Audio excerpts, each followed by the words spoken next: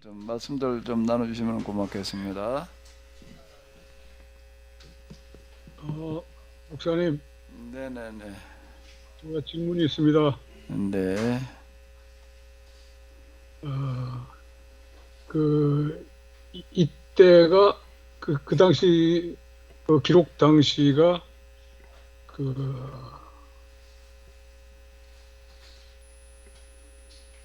지금 BC 2세기경에 네네네. 기록했다고 했는데 네. 이후 이제 그 마캅이라는 사람이 일어나서 결국 전쟁에 이제 을 일으키고 전쟁 일으킨 거 이제 전쟁을 해서 결국 이긴 거 아니에요. 네네네. 그래서 그다음에 이제 그 하스몬 왕조가 탄생하죠. 네. 예. 그 과정에서 이제 마카비서가 이제 기록된 걸로 알고 있는데 네. 그게 이제 외경이죠. 네. 예. 그런데 이제 그 내용이 예, 무엇이기 때문에 이 성경에 포함되지 않았는지 좀 궁금하기도 하고 그리고 뭐 그 마카비서의 기록 이것도 뭐 우리가 외경이기 때문에 뭐 깊이 다룬다기보다도 기독교인들이 이 마카비서를 어떤 점에서 참고할 수 있는 건지 뭐 제가 좀 엉뚱한 질문인지 아니요, 모르겠습니다만은 아니요, 아니요. 이거 장로님. 예, 예, 금방 하신 대로 좀 이렇게 네네네. 들려주시면 좋겠습니다. 시리아와의 전쟁 이야기를 다루는 음, 책이 그 마카비 상하로 이렇게 되어져 있는데 그 양이 굉장히 좀 많습니다. 많은 양인데요. 어쨌든 이 마카비라고 하는 사람은 제사장은 제사장이었는데 저 시골 제사장이었어요. 무명의 그런 제사장이었는데 이 시리아에서 군대를 파견을 해가지고 예루살렘을 점령을 하고 이제 성전에다가 이제 제우스 신상을 세워놓고 뭐 돼지를 잡아가지고 제사 지나고 뭐 이러고 할 때에 속으로는 부글부글 끓었지만 정면으로 나서서 이제 이렇게 저항하는 사람이 없었어요. 근데 예루살렘에서만 그렇게 하고 끝나는 게 아니라 각 지역 그래서 다 이제 성소에도 다 이제 그런 식으로 다들 이렇게 이제 헬라와 운동을 이제 이렇게 본격적으로다가 이제 전개 나갔는데 그때 이제 그 마카비라고 하는 사람이 있는 곳에도 와가지고서 이제 그렇게 하려고 그러니까 이제 이 사람은 그걸 그냥 다 때려 부셔 놓고서 이제 에, 에, 도피하고 그리고 이제 본격적으로 저항 운동을 시작을 했습니다. 저항 운동 시작을 할 때 주변에 사람들이 규합이 된 다음에 시작을 하는 게 아니고 일단 자기 아들들 데리고 저항을 시작을 했어요. 그게 소문이 나니까 이제 그 주변의 사람들이 모여들기 시작을 해가지고서 이제 본격적인 그런 이제 저항 운동이 이렇게 되었는데요. 근데 이제 결과는 그 유다가 승리했다라고 하는 겁니다. 정규군하고 맞붙어가지고 승리를 해서 이제 독립을 쟁취를 이렇게 했는데 그걸 기록한 책이 이 마카비라는 사람이 이제 주동이 됐으니까 이제 마카비 상하 이렇게 되는데요. 그래서 그 사람들이 이제 대제사장이 되고 실제로 이스라엘을 이제 지도하게 됐습니다. 그래서 이제 하나의 그 제사장이 다스리는 왕조가 등장을 하게 되는데 그걸 하스몬 왕조 그래요. 하스몬 왕조라는 건 마카비일까요? 그 조상 이름이에요. 조상 이름이 하스몬이어서 그걸 하스몬 마카비 왕조 이렇게 부르지를 않고 하스몬 왕조라고 이렇게 부르게 됩니다. 그 마카비서의 내용도 그렇고 마카비서가 대단히 중요한 비중을 차지하고 있기는 한데, 그러니까 나중에 구약 성경을 편집을 할 때에 이걸 성경에다 넣지는 않았어요. 근데 그 왜 안 넣는지에 대해서는 우리가 참 뭐라고 이해하기가 쉽지 않은 게, 그 구약 성경 39권은 우리 기독교에서 한 게 아니에요. 정경화를 유대인들이 한 거예요. 유대인들이 한 거고, 유대인들도 언제 했는가 하면 나라가 망한 다음에 이제 그때 가서 이렇게 그 한 게 돼 가지고서 왜 마카베서를 안 넣는지에 대해서는 글쎄 그 어떤 이유가 있긴 있었을 텐데 제가 그것까지 잘 모르겠어요. 어떤 상황이 그렇습니다. 근데 그 이제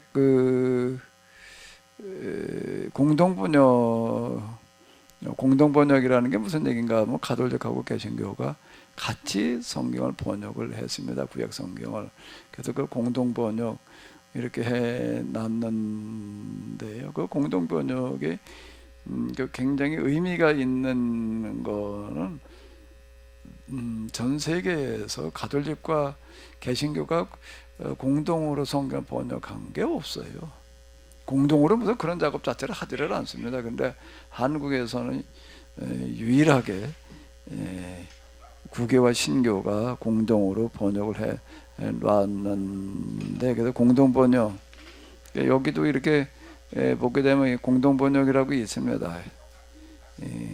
공동 번역을 한번 읽어볼까요? 공동 번역으로 한번 보면은 오늘 20절부터였나?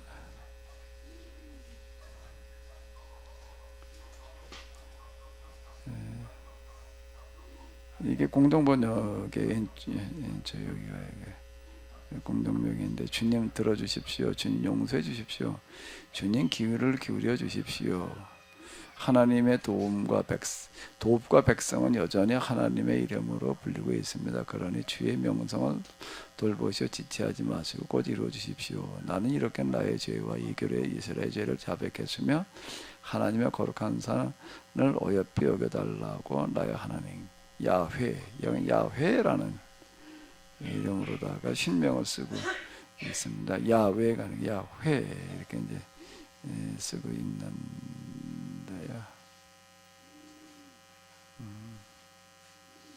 여기 이제 네 백성 네 거룩한 도성을 네 거룩 교례와 네 거룩한 도 뭐 이런 식으로 이렇게 해놨는데요.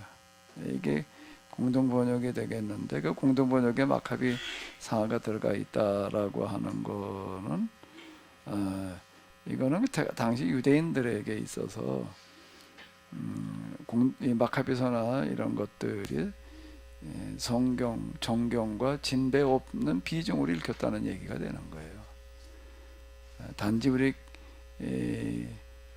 기독교 그리고 개신교에서는 이런 걸 빼놓고 그냥 39권만을 성경이라고 그러고 있는데, 공동번역에 들어가 있다는 것 자체가 거의 성경처럼 권위를 가지고 있다라는 그런 뜻이 이렇게 되겠습니다. 뭐 장로님 또 하실 말씀 있으면 또 하시죠.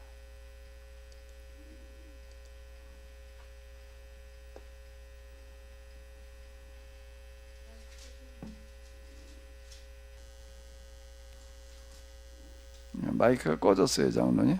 마이크 좀 켜시고요. 아이고, 잘 들었습니다. 그 하스마 왕조, 결국은 이제 다니엘서가 하스마 왕조를, 그래도 마카비를 일으켜서 하스마 왕조를 이렇게 세우게 된 하나의 1등 공신이다, 이렇게 볼 수가 있는 거 아니겠어요? 이제 중년 역할을 하는 거죠.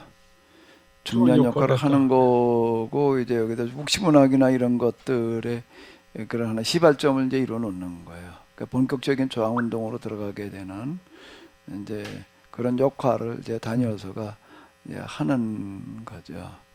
근데 우리 그동안에 교회 안에서 그냥 다니엘서는 다니엘 시대 때 다니엘이 써놨다, 이제 이래 놓고 이제 읽어 놓으니까는 지금 제가 얘기하는 것 같은 방식을 찾아내기가 어려워져요.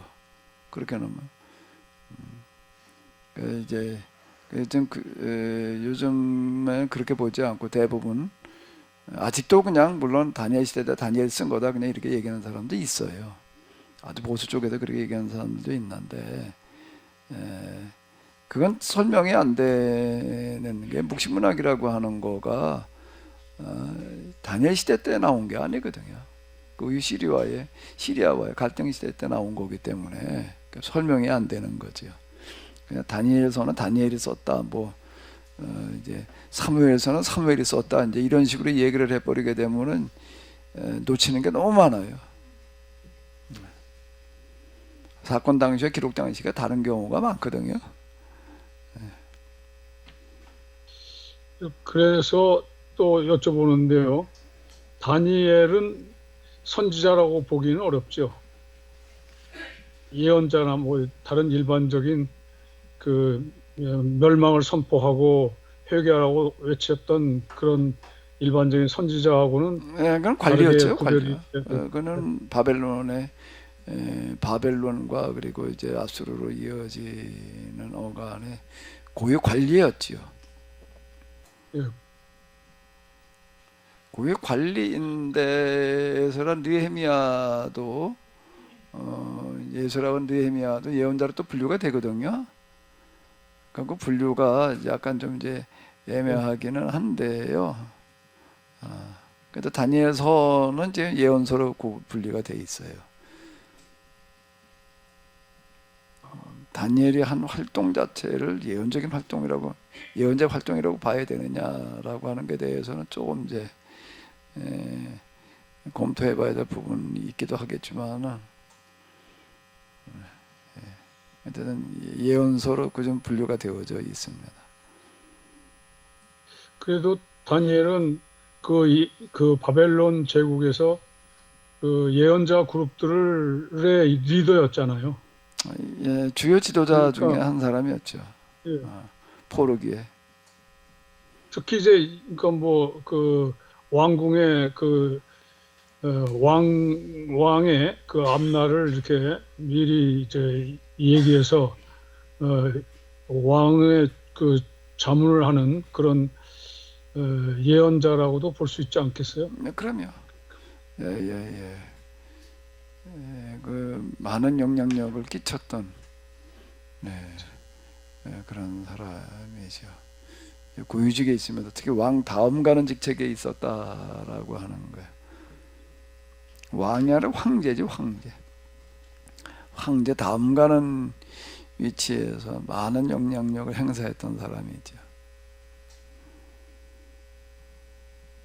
근데 이제 요나서 같은 경우에 이제 예수님께서도 그 요나의 기적밖에 보여줄 게 없다고 이렇게 두 번씩이나 이렇게 바리새인들에게 얘기했던 그런 그 사실 놓고 보면은 그 요나 또한 그 예언자는 분명히 예언자인데 이스라엘을 위한 예언자가 아니었고 그냥 아수르의 그 니느웨 그 예언자였기 때문에 그러면 이 요나서는 어떻게 우리가 기록을 하고 또 이 기록을 어떻게 이스라엘 사람들에게 무엇을 말하려고 했던가 하는 것에 대해서 좀 말씀해 주시면 좋겠습니다. 네네네. 요나서 예수님께서 말씀하신 거를 일단 염두에 두건다라고 하게 되면은 요나의 표적밖에는 보여줄 표적이 없다라고 이야기를 하세요. 그럼 이제 그 요나의 표적이라고 하는 거 우리는 어떻게 이해를 하는가?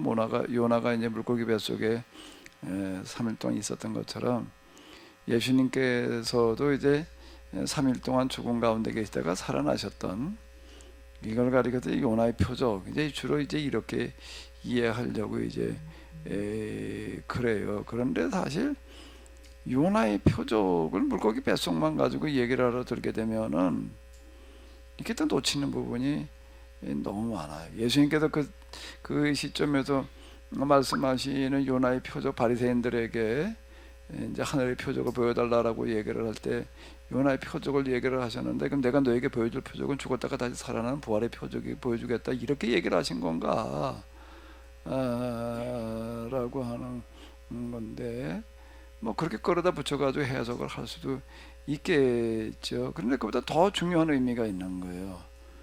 더 큰 의미가 있어요. 그게 뭘까요? 요나의 표적이라고 그럴 때 요나가 외치는 그런 이야기를, 요나는 가서 건성으로다가 그냥 니느웨에 가가지고서 이렇게 전했는데 전혀 받아들일 것 같지 않던 니느웨 사람들 건성으로 얘기를 했는데, 그것도 낯선 사람이 와가지고서 그걸 누가 그렇게 귀를 기울이겠어요. 그런데 뭘 말하는 거야? 이 도성이 멸망하리라라고 얘기를 했는데, 니네 사람들은 그걸 얼마나 진지하게 받아들이는가. 왕도 금식을 하고 짐승까지 금식을 시키면서 회개를 했다. 자, 이제 그게 요나서의 이제 그 줄거리잖아요. 그럼 예수님께서 지금 여러 가지 지금 말씀을 하시고, 말씀 자체가 사실 표적인데 그보다 더 큰 표적은 없는 거예요. 성경을 완전히 새롭게 다시 해석해 놓는 것보다 더 큰 표적은 없는 거라고요. 그것도 예수님 주변에도 또 수많은 병자들이 또 고침을 받고 뭐 그래요. 그런데 그런 것들 말고 자기들이 생각하는 표적을 보여달라, 그러면 믿겠다 이러고 나오는 그들에게 하신 말씀의 요나의 표적이라고요. 그들에게 하시는 요나의 표적이 죽었다가 살아나시는 표적을 얘기하려고 그러시는 걸까요? 아무리 얘기를 해봐야 이 사람들은 믿지도 않고 받아들이지를 않는 거예요. 유대인들은, 당시 바리새인들은 그렇게 얘기를 하셔도 이걸 안 받아들이는 거예요. 그런 그들에게 요나의 표적은 뭘 말씀하시는 걸까요? 너희들한테 내가 이렇게 직접 예수님께서 진짜 온갖 병자들을 고치시는 그런 표적을 동반해가지고 이 얘기를 해도 안 받아들이는 거예요. 그런데 이제 어떤 날이 오리라는 거죠? 유대인이 아닌 이방인들은 그런 온갖 기적을 병자를 고치는 기적이 동반되는 그런 말씀이 아닌, 그냥 예수님의 말씀을 전하기만 해도 어떻게 되는 때가 오리라는 거예요. 니느웨 사람들이 그 말씀을 받아들였던 것 같은 때가 오리라. 이방인들은 이거를 받아들이라. 그게 지금 너희에게 표적이 될 거다. 이래야지 이게 앞뒤가 맞는 얘기가 이렇게 되는 거죠. 저한테 이런 거 얘기하는 사람들이 몇 번 있었어요. 나보고 목사님들을, 기독교인들을 대상으로다가 이 말씀을 전하려고 그러지 말고 일반인들을 대상으로 인문학 강좌를 하는 게 낫겠다, 이렇게 얘기하는 분들이 이렇게 있었습니다. 그럼 오히려 아마 더 먹혀 들어갈 것 같다, 이렇게 얘기를 하는 분들이 좀 꽤 있었는데요. 표적 중에서 가장 큰 표적, 저도 사실 처음에 성경에다 가슴을 뜨고지는 게 이렇게 병자 고치는 이야기들을 통해서이고, 이래가지고 기도하러 다니면서도 어떤 그런 초자연적인 기적에다가 비중을 좀 뒀었고 그러고 했는데, 나중에 이렇게 보니까 하나님께서 진짜 우리들 가운데 보여주시는 표적은 성경을 다시 해석하게 하시는 표적이더라고요. 그게 왜 표적이 되는가라고 한다고 하게 되면은, 제가 지금 성경을 해석하는 어떤 이런 부분들이 기존의 성경 해석하던 것과 조금 다른가요? 많이 다른가요? 많이 다른가요? 완전히 다른가요? 완전히. 조금 많이 다른 정도가 아니잖아요. 완전히 이게 새로운 해석이잖아요. 그런데 그게 가만히 들어보면은 어때요? 맞는 소리예요? 틀리는 소리예요? 맞는 소리인. 이게 표적인 거예요. 제가 이제 뭐라고 잘 얘기를 하는가라고 보게 되면 자명한 이치. 자명이라는 거는 뭘 어디 가서 확인해보고 자식 걸 거 없이 그냥 그 자체가 사실이라는 걸 말해주는 걸 자명하다고 그러는 거거든요. 증거가 필요 없는 거예요. 이거는 증거 필요 없는 게 지금 제가 성경을 해석해 나가는 게 지금 그런 방식 얘기잖아요. 그래가지고 사실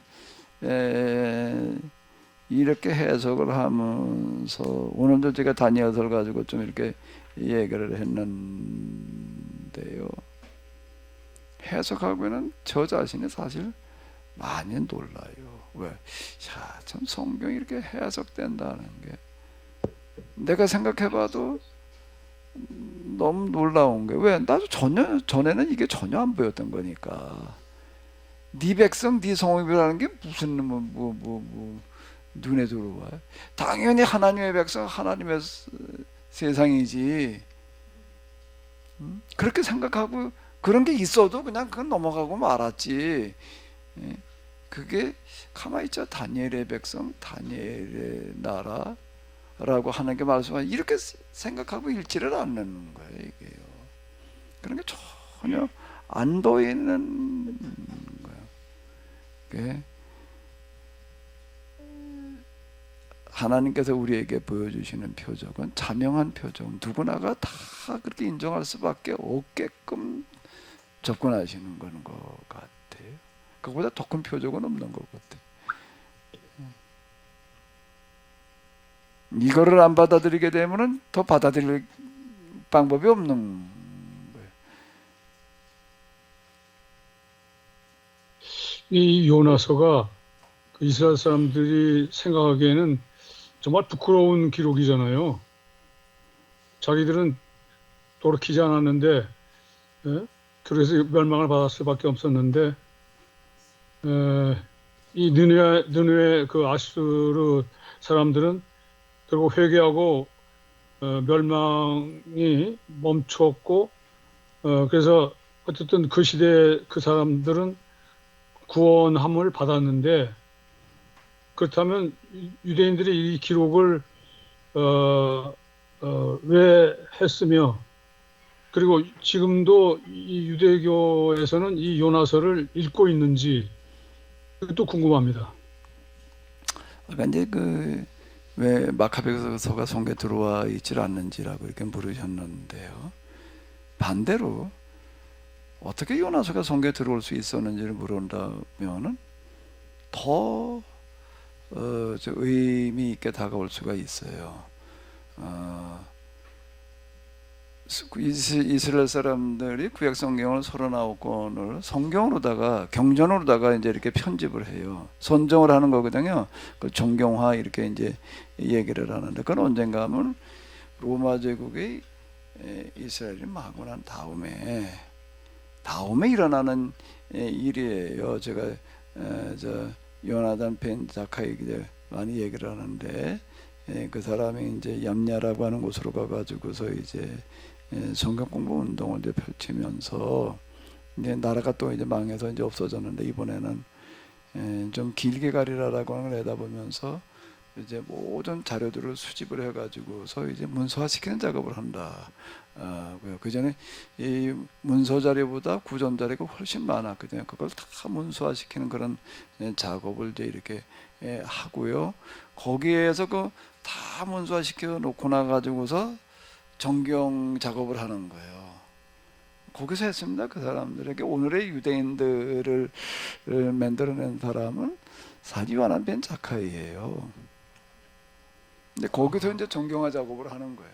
우리가 이제 이 많은 문서, 거룩한 문서들이죠. 그 중에서 뭐를 경전으로다가 우리가 인정할 거냐라고 하는 작업을 하는데 요나서가 들어와 있다라고 하는 것은 뭘 얘기하는가 하게 되면 요나서에서 얘기하려고 하는 거는 이스라엘의 그 선민의식에 대한 정면 도전이에요. 선민의식에 대한 전면 도전인데 그런데 그때가 그 정경화 작업을 할 때 요나서를 성경에다 집어넣을 때가 이 이스라엘 사람들의 그 선민 의식, 이방인들은 완전 지옥의 때를 취급을 하던 그런 그 선민 의식이 제일 고조되어 있을 때예요. 그런데 거기에다가 뭘 집어넣는가 하게 되면은 요나서를 넣은 거예요. 요나서를 넣었다라고 하는 것 자체가 그런 의미를 가지고 있다. 우리가 지금 가지고 있는 선민의식이라고 하는 거는 재구해 봐야 된다. 거기다가 또 뭘 갖다 집어넣었는가 하면 욥기를 집어넣어놨어요. 욥기를 성경에다 넣어놨다고요. 욥기를 성경에다 넣어놨다라고 하는 것은 뭔가 하면 그들에게 있어서 금과 옥조와 같은 교리가 인과응보 교리인 거예요. 인과응보 교리, 그게 뭐 신약성경에 우리가 많이 보잖아요. 예수님과 다툼이 일어나는 게 인과응보 교리와 관련되어지는 어떤 이제 그런 건데, 인과응보 교리라는 것도 전면적으로 제고해야 된다라는 걸 얘기하려고 하는 거가 욥기예요. 그런데 이스라엘 사람들이 이 정경화 작업을 할 때 여기에 요나서도 넣어놓고 욥기도 넣어놓은 거예요. 그러니까 뭘 얘기를 하는가 하면 그래도 그 당시에 그 편집하던 사람들은 꽤 편집한 사람들이 아니었다는 거예요. 정경화 작업을 한 사람들은 그래도 자기들의 한계가 어떤 것인지를 보는 사람들이었다. 그들은 당연히 아마 마카비서를 갖다 그냥 아주 그냥 성경으로다 갖다 이렇게 그냥 하고서 뭐 이렇게 맨날 마카비 이제 이렇게 하고 싶었겠지만 그건 또 빼놓은 거예요. 그런 부분들은. 그러니까 그런 그 정경화의 작업에 요나서가 들어가 있고 욥기 같은 게 들어와 있다라는 것을 보게 되면은 그 정경화 작업을 한 사람들의 의식 수준을 우리가 그 유대인들이 다 모여가지고 유대인들 의견에 다 집약됐다 이렇게 얘기할 수 있는 거는 아니니까 엿볼 수 있는 어떤 이런 건데, 이런 이유들 때문에 어쨌든 우리 개신교에서는 유대인들이 예수님이 오기 이전에 정경화 작업을 해놨던 게 아니라 그 이후에 한참 몇백 년이 지나고 난 다음에 가가지고서 이제 그 유대인들이 정경화 작업을 해놓은 거, 구약 성경에 대한 정경화 작업을 그대로 인정하고 받아들이는 것도 놀라운 거예요. 그것도 놀라운 거예요. 유대인들이 해놓은 거를 그대로 인정하고 받아들였다고요. 구약 성경의 그 정경화 작업에는 그런 좀 특징이 들어 있습니다. 우리 같으면 야 그건 뭐 유대인들이 한 거짓말을 우리가 다시 이루고 이제 아마 또 선정 작업을 했을지도 몰라요. 근데 그렇게 하지 않은 거예요. 그럼 그럼 이제 기독교에서는 왜 유대인들이 한 정경화 작업을 그대로 인정하려고 그랬을까?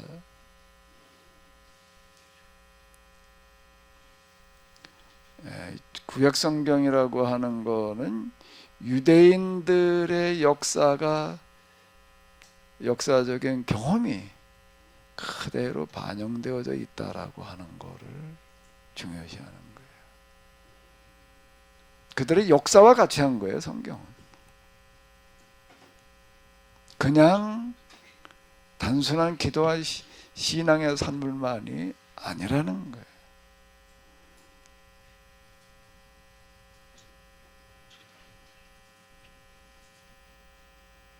그걸 인정을 한 거죠. 그 부분은.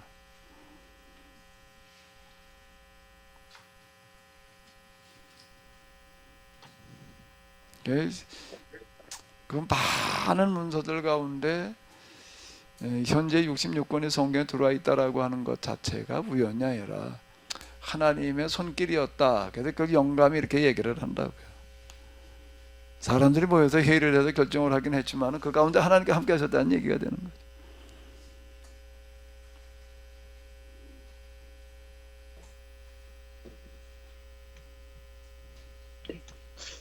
목사님, 제가 말씀드릴게요. 네네네.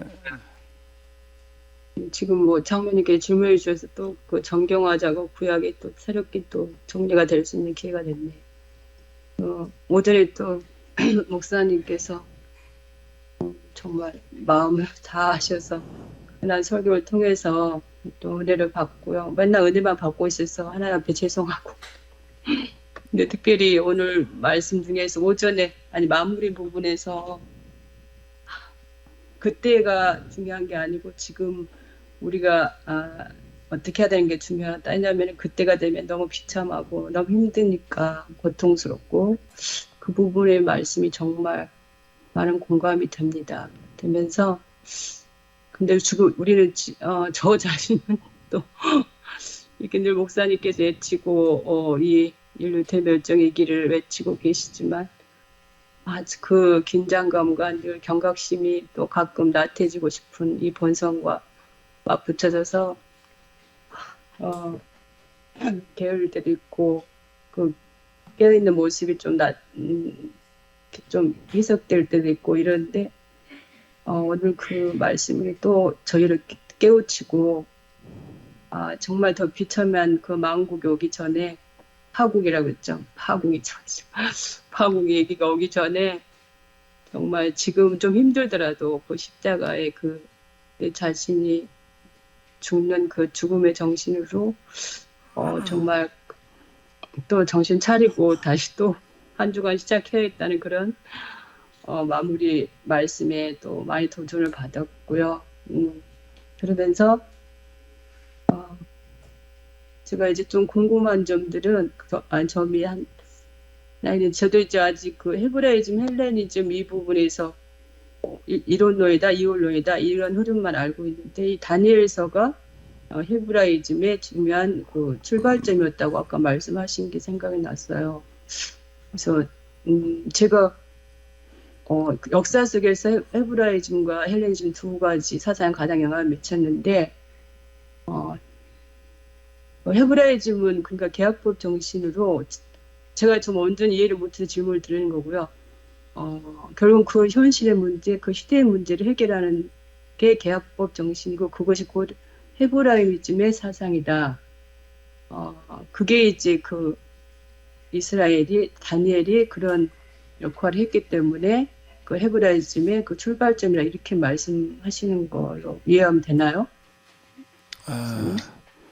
일단 이제 먼저 얘기하신 이제 그때와 이때를 네. 이제 조금 먼저 다시 한번 생각을 해보게 되면 그때가 되면 알리라 이렇게 이제 얘기를 하는 거가 역사적인 현실을 그대로 반영을 한 건데 그거는 또 반복해서 될 일이 반복해서는 안 될 일이라고요. 파국을 또 맞아? 아까도 매생이 국을 먹었는데 우리 국 많이 끓여 먹는다고. 근데 파를 가지고 국 끓여 먹는 사람은 없는 것 같아. 미역국도 먹고 무국도 먹고 시리국 다 된장국도 있는데 파국이라는 국은 없잖아요.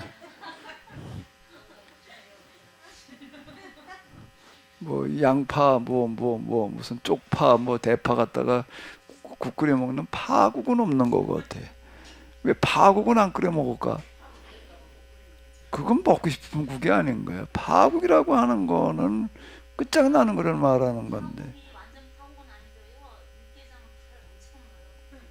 그래서 파국이라고 그러질 않잖아. 그 육개장이라고 그러지. 그걸 놓고 파가 좀 국에 파가 들어가기는 하지만은 파국이라는 국은 없다.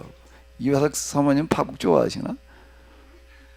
요즘 파를 많이 먹으려고는 하고 있어요. 혈관에서. 그러지 파국을 끓여 드셔봐 한번.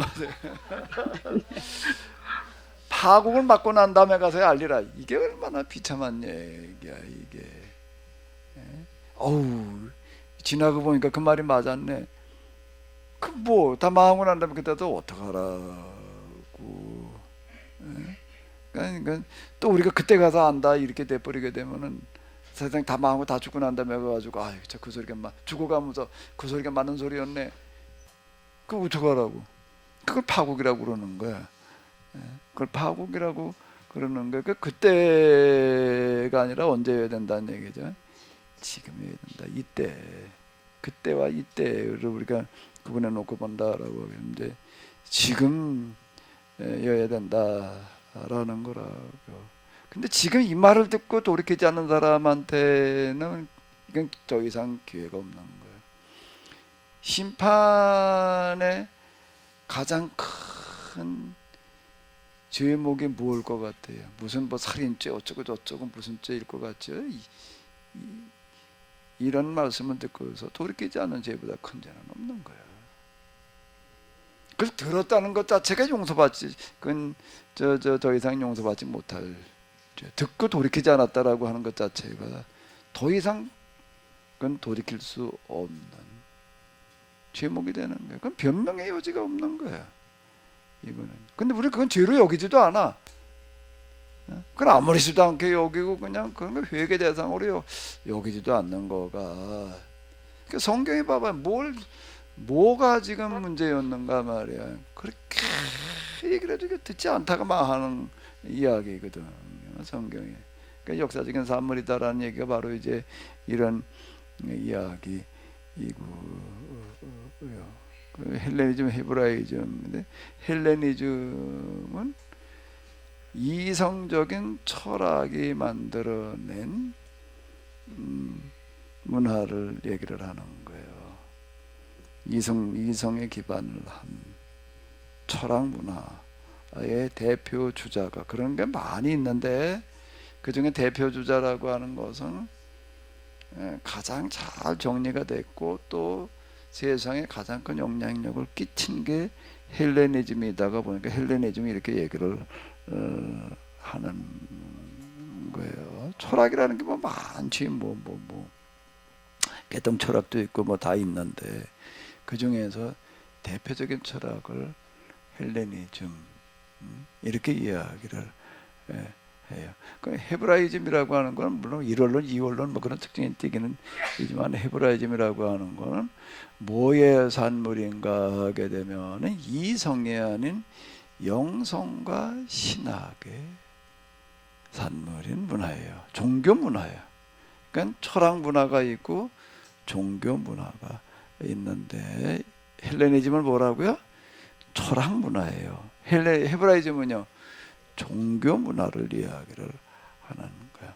이 헬레니즘과 헤브라이즘이 서양 문화의 양대 산맥인 걸 우리가 다 아는데, 근데 그게 역사적인 그 과정을 이렇게 보게 되면은 그냥 헬레니즘은 헬레니즘대로, 헤브라이즘대로 발전해 가지고 내려와 가지고서 영향력을 끼치고 있었던 그런 게 아니라, 헬레니즘이 지금 여기 다니엘서가 쓰여지던 그런 어간을 이렇게 보게 되면은 헤브라이즘이 유대교, 당시 유대교라고 불렀는데, 유대인들의 신앙을 완전히 말살하려고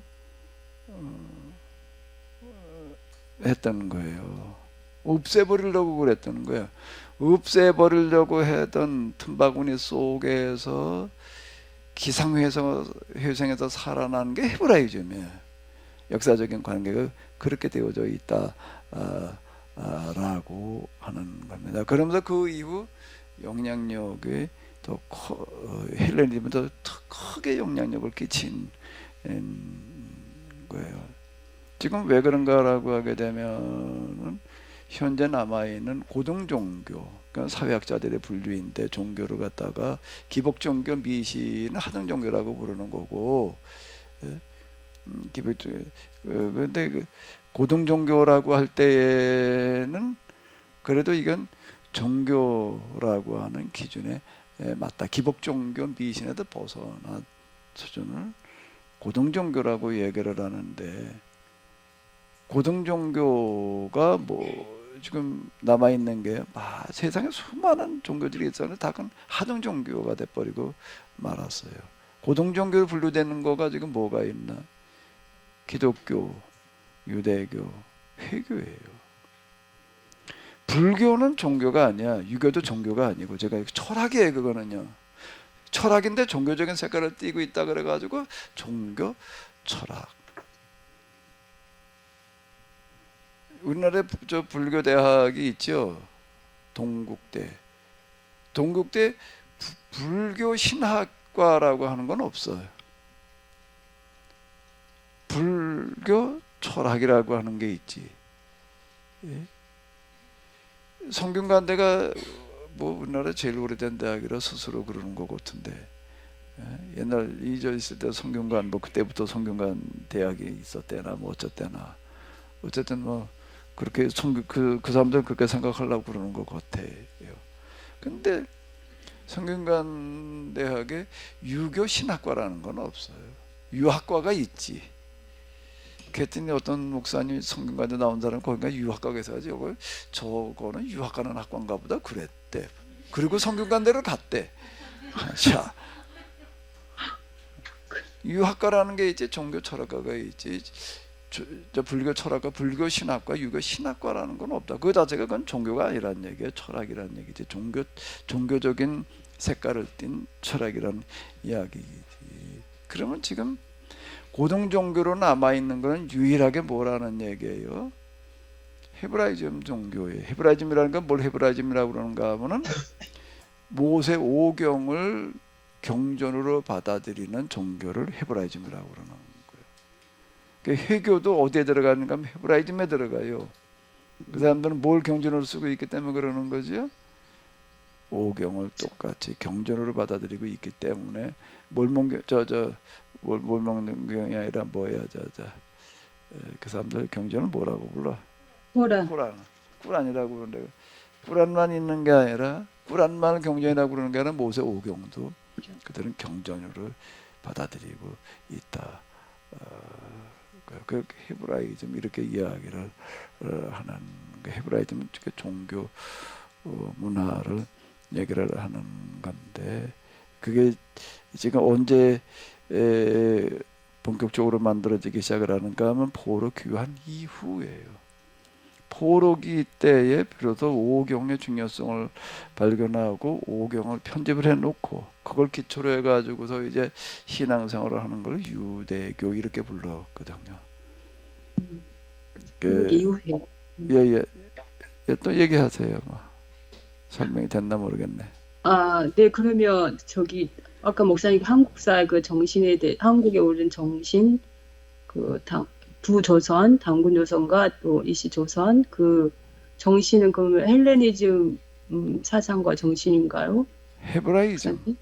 헤브라이즘. 헤브라이즘의 계약법 정신과 네. 이 고조선의 홍인간 사상이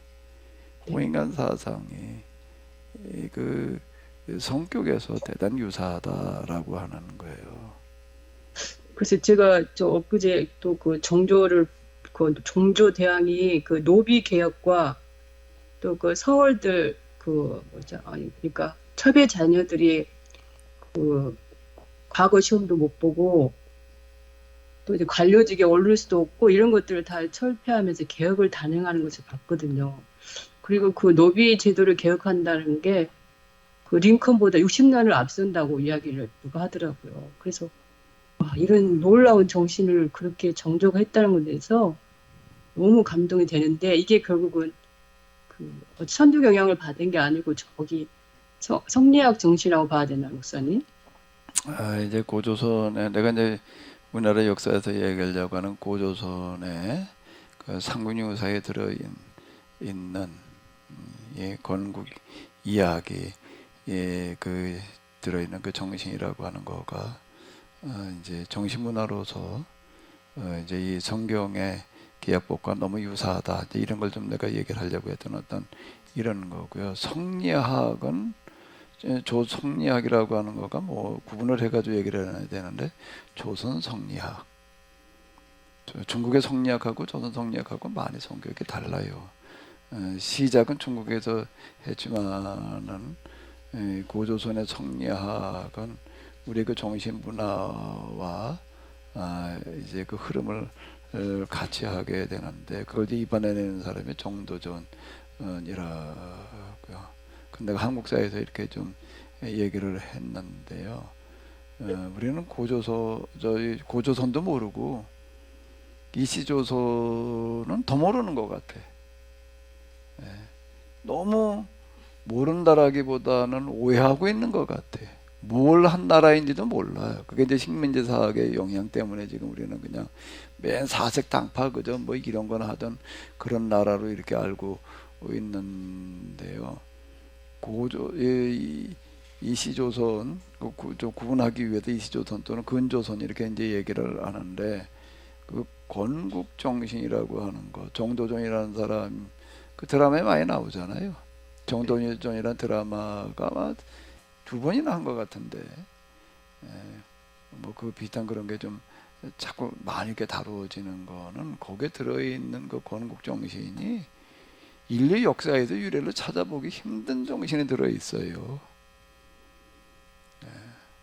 그러면 그건 이제 헤브라이즘 정신으로 봐야 되네요. 그건 아니 헤브라이즘 정신 저희 종교가 아닌. 성경의 계약법 정신과 맥을 같이 한다, 아. 유사하다 그런 얘기예요. 네. 유사하다. 그렇기 때문에 이제 이 한국이 뭘 가능할 수 있는가라고 한다면은 성경을 다시 해석해낼 수 있는 거 가능하다. 그걸 제일 먼저 본 사람이 호모 헐버트라는 사람이잖아요. 그 사람은 이렇게 얘기를 하는 게, 이 사람들은 복음을 해도 준비된 사람들이다. 이 사람들은 다 틀림없이 복음을 받아들일 수밖에 없다. 그 박은식이 해석하는 거하고 호모 헐버트가 해석하는 거고 유사한 부분이 있는데, 박은식은 일본은 큰 얼마 못 가서 망할 수밖에 없다. 그건 자기는 섭리를 거스르고 있기 때문이다. 이제 이렇게 얘기를 들어가는 거거든요. 우리나라 독립이라는 게 절망스러울 때 그는 그렇게 얘기를 하는 거예요. 일본 망할 날 얼마 안 남았다. 이렇게 얘기를 해요. 근데 호모 헐버트는 또 반대로 이렇게 얘기를 하는 거예요. 조선이라는 나라가 절대 일본에 먹혀서 없어질 수가 없다.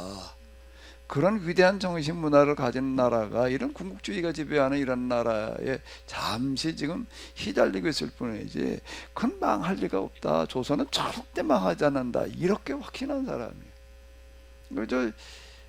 우리 최남선 다 독립운동 3.1운동의 주축이었던 사람들이 다 변절해가지고서 친일로 돌아서고 그래가지고 또 아주 절망감에 빠져 있을 때에도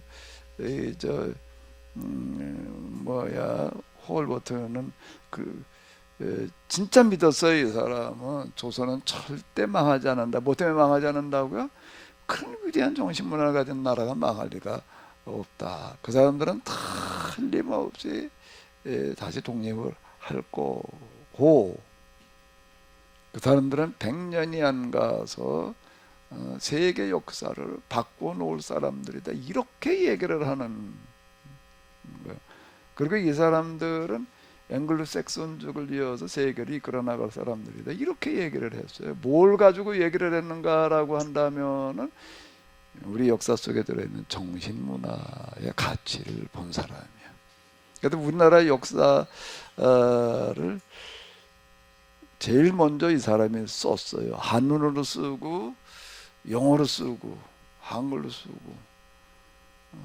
지금도 미국에서 우리나라로 파견되는 관리들은요, 군인으로 장교로 오든지 공무원으로 오든지 파견되는 미국의 관리들이 반드시 읽어야 될 책이 뭔가 호모 헐버트가 써놓은 한국사라는 거예요. 아무튼 놀랬어요. 저는 링컨보다 60년이 앞섰다는 게, 노비를 개혁하려는 게, 와, 정말 너무 감동을 받았어요. 신분제도를 철폐하려고 했던 정신이 정조한테 그렇게 있었다는 게.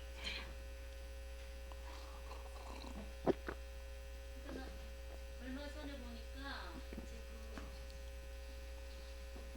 우크라이나 전쟁에서 이제 한국이 굉장히 이상을 펼치고 있는데, 그 교수가 중국 학생, 우리 한국 학생이 비교를 해보면 정신적으로 문제가 있다고, 중국이. 그러면서 뭐라 하냐면은 이제 앞으로는 이제 경제라든가 어떤 정치 같은 거가 세계적으로 다 돼 있는데, 하나가 부족한 거는 우리나라가 하나가 더 있는 거는 문화래요. 문화가 같이 세계가 올라갔고, 이제 한국이 세계를 이제 리더에 나갈 거라고 그렇게만 하더라고요. 그 이름은 이제 미국인의 교수. 얼마 전에. 한국의 문화를 이렇게 평가를 했다는 문화. 예. 문화가 그 문화로 인해 세 가지 갖춰진 나라가 그 지금 한류 또는 지금 뭐 K-팝이 이렇게 지금 요즘 부상하는 거가 결코 우연이 아닌 거예요. 그건 문화적인 저력이지. 근데 우리는 그걸 잘 못 느끼는데, 그러니까 이제 우리가 지금 해야 될 가장 중요한 거는 뭔가 하게 되면은 2000년대를 이끌어 갈 수 있는 정신문화를 만들어내는 거예요.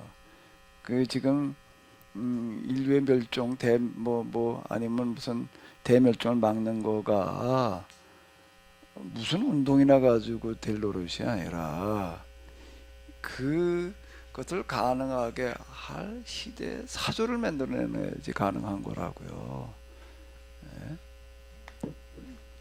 그 시대 사조가 어떻게 나오느냐, 뭘 가지고 나와야 되느냐라고 할 때 동서양이 만나야 돼.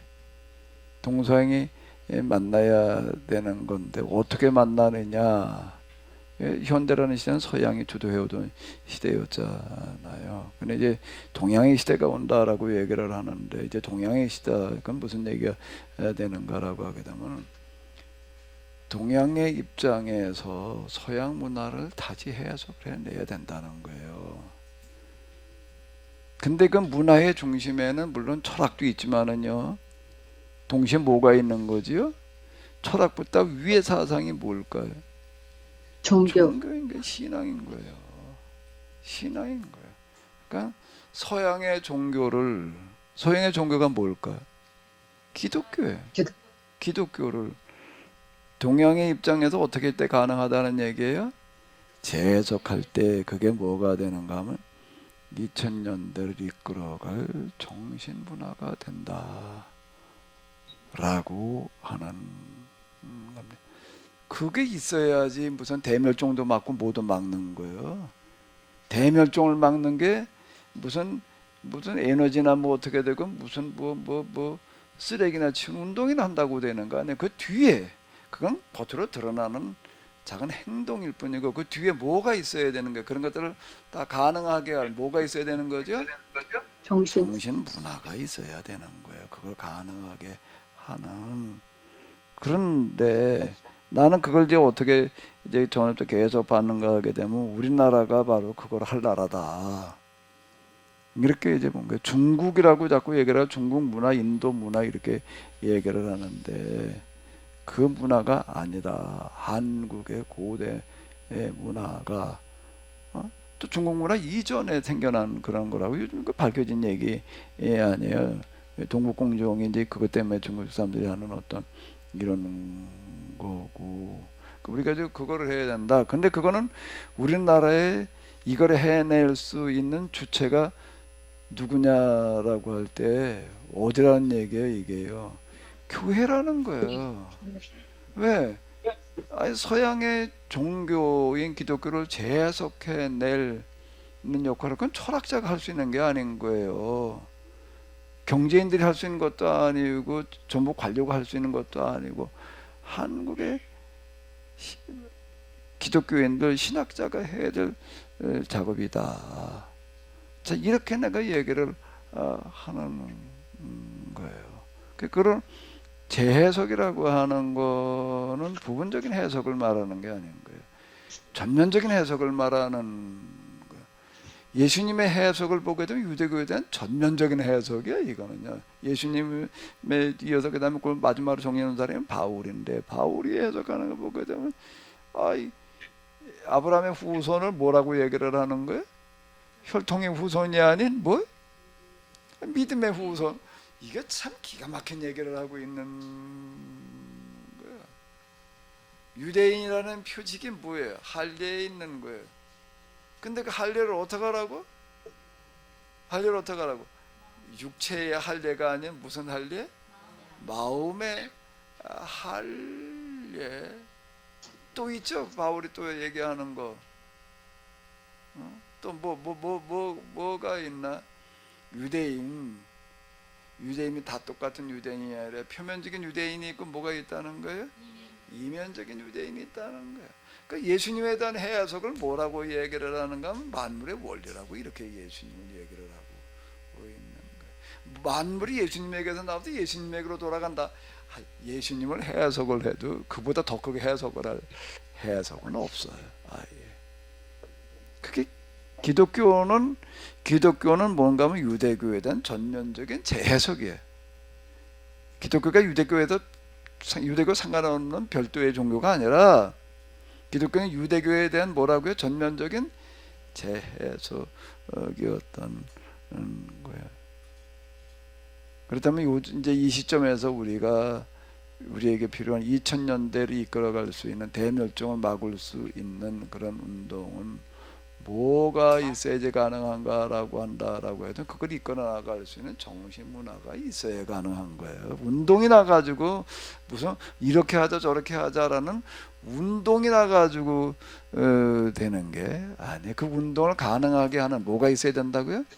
정신문화는 서양 문화, 종교 문화를 전면적으로 재해석하는 걸 통해서 가능하다. 이건 아주 간단하고 단순한 상식이에요. 그런데 난 도무지 내가 인정하고 받아들이기가 어려워. 뭐를? 그건 난 인정이 안 되는 거야. 근데 어떻게 하다가 내가 지금 그 일을 하고 있는데 이건 내가 해야 될 일이 아니잖아. 그래서 봐봐. 이게 나 같은 놈이 해야 될 일이야 이게 지금. 나 같은 놈이 여기서 이렇게 앉아가지고 그래 일구 해야 돼. 이게 지금 이게 말이 되냐고 이게 지금. 내가 20년 세미나인데 20년이 넘었어 이제는. 20년 세미나가 이걸 하고 있는 건데 나도 스스로 인정하기가 어려워. 내가 그런 일을 내가 지금 하고 있다는 걸 내 스스로가 인정할 수가 없고 앉아서 듣는 여러분들도 인정할 수가 없지. 아멘. 100% 아멘입니다. 이런 거라고 인정이 돼? 그냥 정신이 나갔지. 맨날 고민하고 있어요. 난 내가 이런 일을 한다는 게 그리고 이런 일을 하고 있는 사람이 나밖에 없다는 게 난 인정이 안 되는 거야. 이게. 당신이 인정이 돼?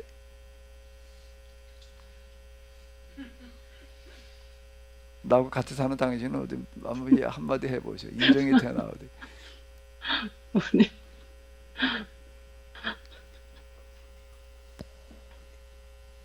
참 개인적으로 이런 삶을 볼 때는 정말 합의로의 삶이었고 또 그냥 평범한 한 가정에 그런 뭐 지지고 볶는 그런 삶을 살았는데 그 모든 것이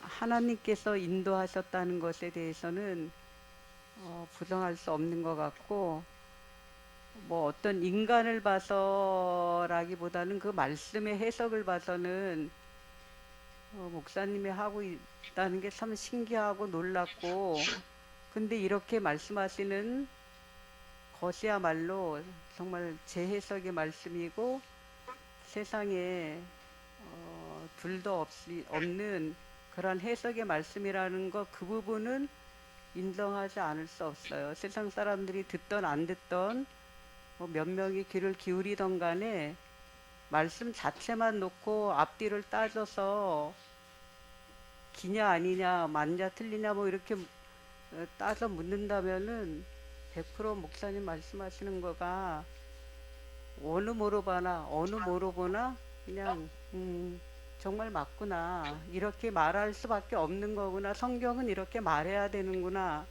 그거에 대해서는 어떤 그 의심은 없어요. 근데 그것이 어떤 파급 효과 내지는 세상에 변화시키고 막 그런 부분에 있어서 아직까지 영향력을 못 끼치고 있는 것이 참 안타까울 뿐이죠.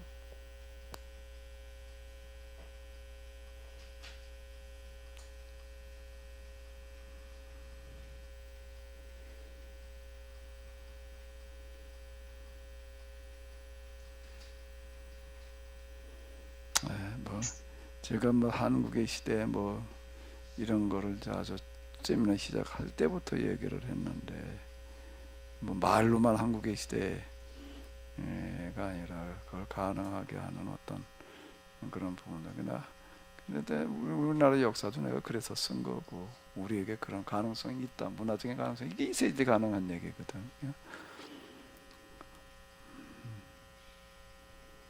난 도무지 인정할 수 없는 거가 왜 이런 소리를 내가 해야 되나 또 나 말고 또 왜 하는 사람이 없나 해. 내가 하는 것도 하는 거죠. 왜 딴 사람들은 말을 안 할까가 난 도무지 내가 인정하기가 어려워.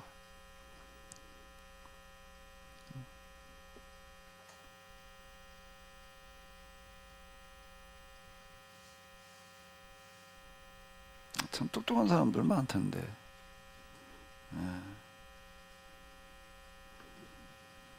네, 질문이 있는데요. 예. 죄송합니다. 지금 몰골이 좀 말이 아니어서 그래가지고 안 보여주잖아. 네. 우리 강평한 집사님 일단 평안하셔. 네, 이름대로 평안하셔야지. 예, 얘기하세요. 그래도 아까 네. 카메라를 안 켜셨구만. 네. 아까 전에 잠깐, 아까 전에 못 들었었습니다. 잠깐, 저도 아까 말씀드렸듯이 저도 코로나 걸려가지고 지금 격리 중이거든요. 방에서 나가지 않고 있어가지고. 어쨌든 그렇고요. 방에서 안 나가도 좀 방송에 나오는 것도 안 되나? 그래서 아예 씻지를 못하고 방송으로 있어요. 나가는 것도 안 되는 거예요? 지금 몰골이 아닙니다. 몰골이 말이 아니라서 예, 죄송합니다. 얘기하세요. 그냥 목사님 얘기하시는 거 들으니까 그냥 그런 생각도 드네요. 왜 목사님만 이런 얘기를 하고 있는가? 네. 다니엘서를 적었던 그 저자도 이제 본인이 그 얘기를 하는 거잖아요. 그걸 적는 거잖아요, 거기. 그 시대에 또 그 사람 한 명이 적었던 거고, 뭐 그런 생각도 들고, 두 번째는 마지막에 이제 그 다니엘서의 그러니까 들었던 응답에 대한 걸로 마무리를 짓고 있는데, 다니엘서는. 그리고 마지막에 아까 얘기했던 62년이 7번 반복되어서라는 이야기도 있고, 그래서 그걸 해석하시기로는 저자의 시기 때가 실제 62년이 7번 반복된 시기가 되었고, 그때 이제 이거를 바라보는 관점에서 다니엘서를 썼다라고 말씀을 하셨는데, 그냥 이런 궁금증이 들더라고요. 다니엘이 진짜 들은 이야기를 쓴 건지, 아니면 이 저자가 그때 이랬을 거다라고 생각하고 쓴 건지, 아니면 그 두 가지가 맞는 부분을 가지고 쓴 건지, 이게 좀 궁금하더라고요. 그러니까 그 부분을 집사님이 궁금해하는 건 나도 궁금해요. 나도 궁금한 건데 지금 여기 이렇게 보게 되면 이런 부분들 이걸 이제 이렇게 봐야지 될 것 같아요. 다니엘서 저자는 다니엘에게 하나님께서 하셨던 그런 말씀 490년 뒤에 가가지고서 이제 해방이 되리라. 그러나 그래도 귀환하지만 또 많은 어려움이 있으리라. 뭐 이제 아마 이 비슷하게 이제 얘기를 하셨을 텐데. 근데 다니엘서 저자는 그거를 기록을 할 때 또 해석을 할 때 어떻게 하는 건 묵시적인 해석과 묵시적인 기록을 했으리라고 보여져요. 그건 왜 그런가? 그 시대 상황이 이 부분에 대해서 서술적인 방식으로다가 말해주는 시대가 아닌 거예요. 그래서 그건 비밀 언어로 다 이야기를 해야 되기 때문에 다니엘에게 있었던 그런 이야기들에 대해서 그 관련된 부분들은 묵시적으로 해석을 해서 기록을 했다라고 봐야지 금방 이제 우리 강평한 집사님이 얘기한 그런 문제가 좀 납득이 될 것 같아요. 그 부분이요. 똑같은 얘기를 들었어도 똑같은 내용을 가지고 얘기를 하는데 상황에 따라서 내용은 같이 얘기를 하지만은 말하는 방식을 바꿔서 얘기할 수가 있는 거거든요. 내용을 바꿔 말하는 게 아니라 표현하는 방식을 달리해야죠. 그게 이제 묵시적인 표현이라는 거예요. 근데 요때는 묵시적으로다가 지금 이제 내가 9장을 지금 얘기를 하고 있지만은 이제 9장 끝나고 나면 이제 다시 어디로 가려고 그러면 7장으로 가려고 그러는 거예요. 이게 이제 7장, 8장, 9장 이게 묵시록, 다니엘은 묵시록이에요. 이거는요. 묵시문학이라는 얘기가 이렇게 되는 거예요. 다니엘에게 있었던 그런 일들을 이제 환상을 가지고 얘기를 하는데 그게 다 언젠가라고 하게 되면 그게 지금 그 기록 당시의 상황을 지금 설명하려고 그러는 거예요. 내용 자체가 그건 묵시적인 표현으로다가 이제 조건에 들어가는 어떤 이제 이런 거거든요. 그러니까 다니엘에게 있었던 이야기들을 이제 그 중에도 꿈 뭐 이런 것들을 환상들을 이제 묵시적으로 해석을 해 나가는 거죠. 그렇게 보면은 지금 우리는 그 물음의 그런 의문들이 좀 정리되는 게 아닐까. 그건 나도 지금 이제 우리 집사님이 묻고 있는 그런 물음들을 똑같이 본문 읽으면서 이제 묻게 되는 거니까. 그럼 난 그렇게 정리를 해 나가는 거야. 이게 묵시적인 표현이었다. 그러니까 수치적으로 정확하게 62년씩 7년 이렇게는 다니엘이 듣지 않았을 수도 있는 거네요. 그렇게 하나님께서 다니엘에게 그렇게 말씀하지는 않으셨겠지.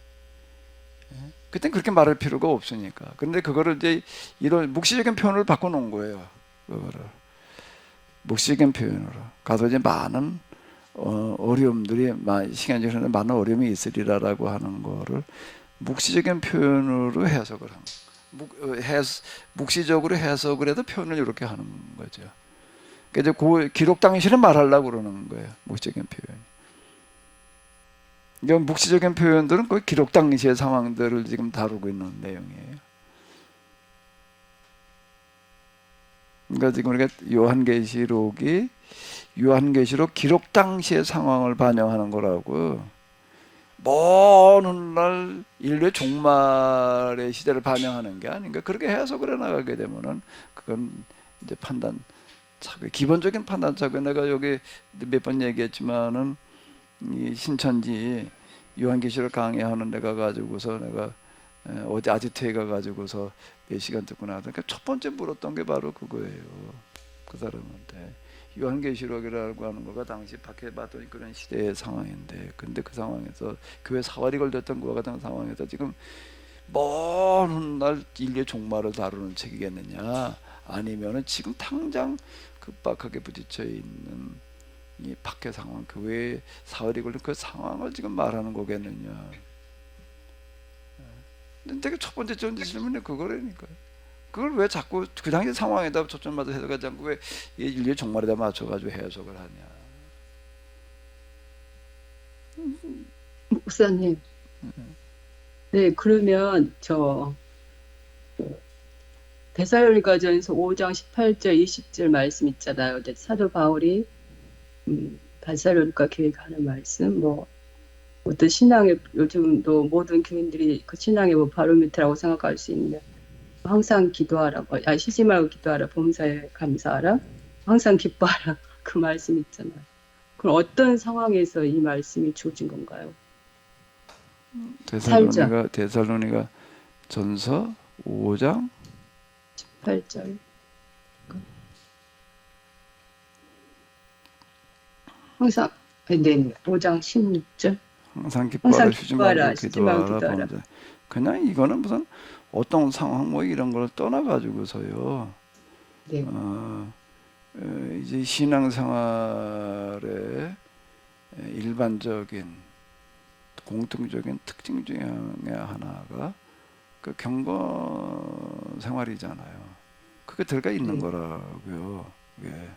그러니까 이 부분은 그냥 어떤 독특한 상황을 갖다가 염두에 두고서 어떻게 하라라기보다도 지금 이제 이 바울 서신을 이렇게 보게 되면은요, 마지막은 항상 윤리로 끝나요. 실천과 윤리예요. 실천과 윤리 가운데에도 5장에 지금 데살로니가 전서를 이렇게 보게 되면은 몇 장까지 있어요? 1, 2, 3, 4, 5, 6. 이게 비화성창은 이건 아니야. 이거는 5장까지 있잖아요. 이게 마지막 장이라고. 그 마지막 장은 윤리와 실천이에요. 그 실천 가운데도 이건 경건을 독려하는 그런 말씀으로 이해를 하면 될 것 같아요. 어떤 독특한 상황을 뭐 어떻게 하라고 얘기를 했다라기보다도 이거는요. 제가 이걸 질문을 하는 이유는 늘 요즘 코로나 상황에서도 늘 감사해야 된다고 뭐 기뻐야 된다고 주변 사람들이 이렇게 이야기를 하니까 너무 저희가 듣는 거와 지금 다른 개념이어서 어떤 상황적인 게 있었나 이 말씀이. 투덜거리지 말아라 이제 뭐 이제 그런 뜻으로 이제 하는 그런 얘기인데, 이걸 갖다가 코로나 상황에도 그냥 무조건 감사나 하려고 달라드는 감사신앙 네. 으로다 가게 되면 이제 곤란한 얘기가 된다고. 이걸 그렇게 받아들여가지고 그렇게 해석을 해버리려고 그러게 되면은. 네, 그렇게 이제 주변에서 또 아는 분들은 이렇게 저한테 또 공변을 하더라고요. 그래서 감사. 제가 어떤 상황에서 이게 쓰여졌나 예, 예, 예. 궁금했어요. 제가 이제 저 쬐끄만 학구방을 하나 지어 보니까, 는 거기도 이렇게 이제 중요한 그 고비가 있어요. 고비가 있다. 이제 그 제일 부담스러운 게 이제 뭔가 하면은 이제 기초를 해놓고 거기다가 이제 지하를 만들려니까 지하는 옹벽을 쳐야 되는 거예요. 지하는 옹벽을 쳐야 되는 건, 옹벽을 친다는 게 뭔지 알죠? 거푸집을 만드는 거 공구리 갖다 붓는 거야. 철근인데 그래서. 근데 기초랑 칠 때에 거기 업자들이 이제 와요. 이제 공구리 갖다 이게 보존 또 펌프 깔아는 게 있어. 또 이제 공구리 레멘컨에다 싣고 오면은 그걸 갖다가 또 이렇게 펌프질 해주는 펌프카. 그 사람이 이제 이런 이 공구리 그 타설하는 거 맨날 그것만 하는 사람이 몇십 년 동안. 그다음에 또 전기업자가 와서 또 이제 그거 하기 전에 이제 철근 때 전기 그 호수를 갖다가 다 이어놔요. 똑같이 하는 얘기들이 있어요. 뭔가 전기공사로 어디 가서 보니까는 뭐 공이 타더라 이렇게 터져 가지고서 뭐 어떻게 되더라. 거푸줄 만들어 놓을 때에 조금 어디 가다가 어떻게 하다가 부실하게 해놓으면 거기에 터져서 그러다 쏟아져 나가는 거. 아니면 주저앉잖아요. 그 광주 아파트가 그래도 무너지는 거라고요. 그건 무너진 거예요. 그 조금 그냥 그 거푸집을 시원찮게 하고도 뭐 어떻게 해놓으면 그 무너져 버리고 그 대인명사고도 나고 뭐 이제 그러는 거야. 그 얘기들은 많이 하더라고요. 그 얘기들은 꼭 그 소리들을 해요. 이거 제대로 해놓지 않으면은 뭐 어떻게 되더라 말이야. 뭐 다 치다가 나중에 요만큼 남아도 이거 치려는데 그냥 꼭 그래. 이제 요만큼만 더, 요만큼이 문제라는 거야. 그게 어마어마한 하중이 걸리기 때문에 이제 그러는데 이게 이제 좀 찜찜한 거예요. 그런 소리들을 하도 그 소리를 많이 그 소리 안 하는 사람이 없어요. 이거 관계된 사람들은 하도 그 소리를 다 하는 거야. 이거 제대로 해야지. 시원찮게 하면은 이제 이런 소리들을 하는 거야. 그 여태까지 한 것도 뭐 이러고 왔지만 이거 한번 터져 놓으면 그래도 뭐 다음 다칠 수도 있고 어디 공구리가 한쪽으로 어디 공구리 새 나오면은 그걸 뭐 밤새도록 퍼내야 된다나 어떻게 퍼내냐 그러니까는 이런 푸대에다가 담아가지고 그걸 다 담아내야 된대. 사람 달라붙어가지고 굳어놓게 되면 이놈을 어떻게 깨내 이거를. 그러니까 굳기 전에 이놈을 이런 포자 사다 거기다 담아가지고서 뭐 이렇게 끄집어내야 된다. 그게 너무 어려우면 바닥에다 비닐을 깔고서 그 위에다가 퍼놨다가 굳은 다음에 깨가지고서 내보내야 된다. 뭐 그건 조금 얘기고 많은 경우는 그것도 못하는 거고. 이게 또 뭐 그런 소리들 하고 안 듣는 거야. 그러니까 나도 좀 이제 찜찜하지. 이거 좀 제대로 돼야지 되는데. 이래가지고 뭐 새벽부터 나와가지고 뭐 점검을 하고 혼자 그냥 이러고서 이제 이렇게 해요. 그 이제 공을 타설하는 게 참 옆에 지켜보면 이제 조마조마한 거야. 남의 일 보는 거고 내일 보는 거고 그게 다르더라. 이거 여기서 이래 놓으면 이거 곤란한데 말이야. 이걸 어떻게 해야 되나. 이제 겨우겨우도 터지진 않았어. 터지지는 않고 이제 그래서 또 뭐 그래도 크게 문제 안 생기고 그냥 잘 끝나서 이제 그것도 이틀 있다가 또 외벽은 뜯어내더라고요. 뭐 뜯어내야 된다 그래가지고 어제 그걸 또 이제 뭐 6명이 와가지고서 또 이제 안압박을 좀 이렇게 벽 부분만 좀 이렇게 뜯어 놨어요. 그럼 나는 어떻게 해야 되나? 그 보고 나서 외벽 뜯어내는 것도 보니까 벽에 달아붙어서 해야 되는데 굉장히 위험하더라고요. 잘못하면 다칠 수 있는 거예요. 그 다치지 않고 그냥 그래도 다 뜯어내서 이제 제일 어려운 공사를 이제 끝내서 이제 한 절반은 진 기분이야. 그 이하석 사모님 어떨까? 어디 가서 뭐 어떡하라고? 범사에 나다 하나님 감사합니다. 이 말이 나오지, 그죠? 감사해야 될 일이지.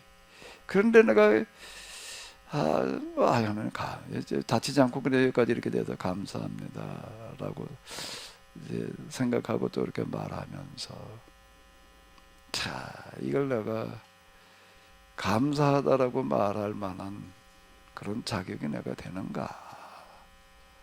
내가 그 생각을 내가 많이 했어요. 하나님 내가 자 이런 상황에서 이걸 가지고 내가 감사하다고 얘기할 수밖에 없음을 용서하시옵소서. 내가 진짜 그렇게 기도를 했어요.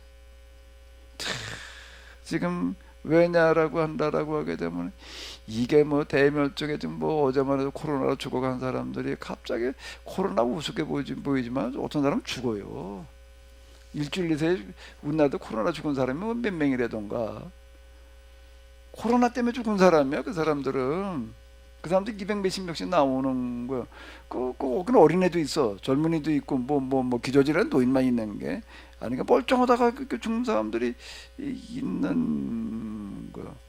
자 이런 상황에서 나는 학고방 하나 지으면서 공구리 쳐놓고 나와서 그냥 별일 없이 끝났다고 그거나 감사를 하고 있어야 되나? 참 이런 생각이 드는 거야. 그럼 뭐 범사에 감사라고 그랬다 그냥 무조건 감사나 하고 끝나야 될 일은 아니잖아 이게. 그러니까 우리가 이제 상황에 맞춰서 이제 우리가 감사라고 해도 덮어놓고 그냥 감사나 하고 있을 그런 일은 아니고. 그럼 코로나로 죽은 사람은 어떻게 해야 돼? 그럼 어쨌든 항의를 해야 되나? 그 사람도 감사해야 되나? 뭘 어떻게 해야 되는 거야? 이게 참 어려운 문제에 부딪히는 거예요.